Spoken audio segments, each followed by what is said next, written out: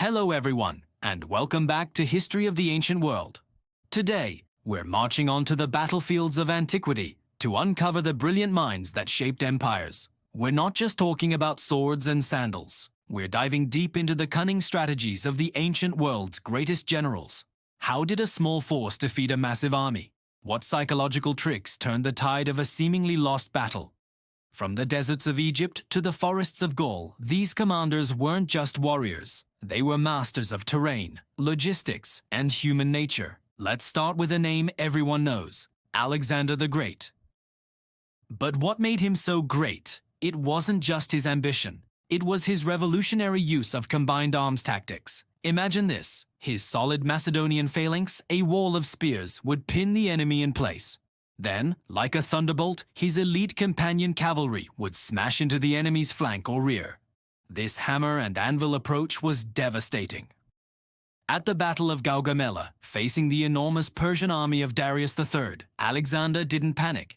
He identified a weakness, created a gap in the enemy line with a feigned maneuver, and led a decisive charge straight for Darius himself. When the king fled, the massive Persian army crumbled. It was a masterclass in controlled chaos and decisive action. Now, let's journey west to Rome and meet a man who struck fear into the heart of the Republic, Hannibal Barca. Hannibal is famous for crossing the Alps with elephants, a legendary feat of logistics and sheer willpower. But his true genius lay in his ability to read his opponents and use the landscape to his advantage. At the Battle of Cannae, Hannibal faced a much larger Roman army, and he did something completely counterintuitive. He allowed his center line to buckle, to retreat, drawing the overconfident Romans into a trap. As the legions pushed forward, Hannibal's stronger infantry on the wings closed in, enveloping the Romans completely. It was a perfect double envelopment, a tactical nightmare from which few Romans escaped. Hannibal proved that a smaller, more flexible army, led by a brilliant strategist, could annihilate a superior force through pure tactical genius. He played on Roman aggression and turned their strength into their greatest weakness. But the Romans learned. They produced their own strategic titan, Scipio Africanus. Tasked with finally defeating Hannibal, Scipio didn't just copy Roman tactics. He studied Hannibal. He learned from his enemy's successes and failures. When they finally met at the Battle of Zama, Scipio had a plan for Hannibal's elephants. Instead of forming a solid wall, he arranged his maniples, his infantry units, in columns with wide lanes between them.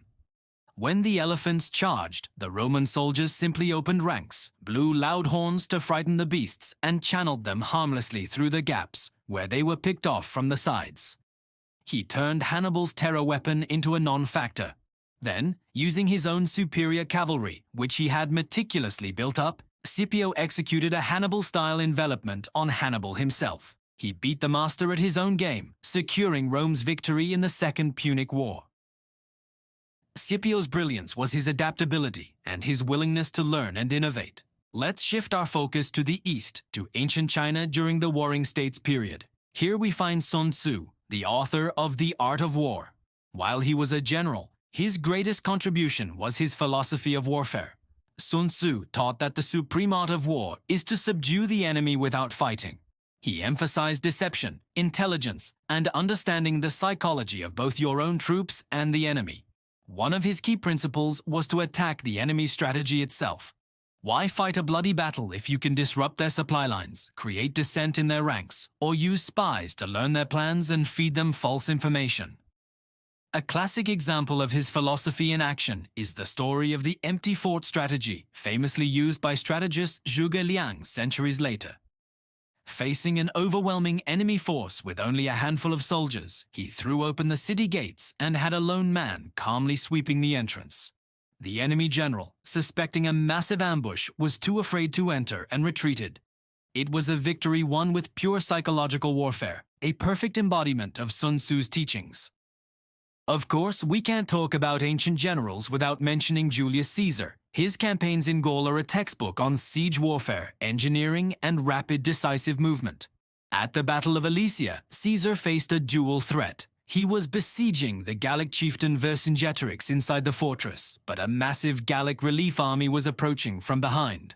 Caesar was caught in the middle, about to be crushed. What did he do? He built a wall, two walls, actually. An inner wall to keep Vercingetorix in, and an outer wall to keep the relief army out. This incredible feat of military engineering, a set of fortifications stretching for miles, allowed his outnumbered legions to fight a two-front war and win. Caesar's genius was his incredible speed, his logistical prowess, and his unbreakable bond with his soldiers, who would follow him anywhere and build anything he commanded. He wasn't just a general, he was an engineer, a politician, and an inspiration to his men. These generals, from Alexander to Caesar, Hannibal to Sun Tzu, teach us that battles are won long before the first sword is drawn. They are won through planning, understanding the terrain, mastering logistics, and most importantly, getting inside the mind of your opponent. Their strategies were so effective that they are still studied today in military academies around the world. The principles of deception, flanking maneuvers, and psychological warfare are as relevant now as they were 2,000 years ago. The tools of war may have changed, but the fundamental art of strategy remains timeless. Thank you so much for joining us on this journey through the minds of history's greatest military strategists. What other ancient generals do you think deserve a spot on this list? Let me know in the comments below. If you enjoyed this video and want to learn more about the ancient world, please hit that like button and subscribe to the channel. We have so much more history to explore together. Thanks for watching, and we'll see you in the next one.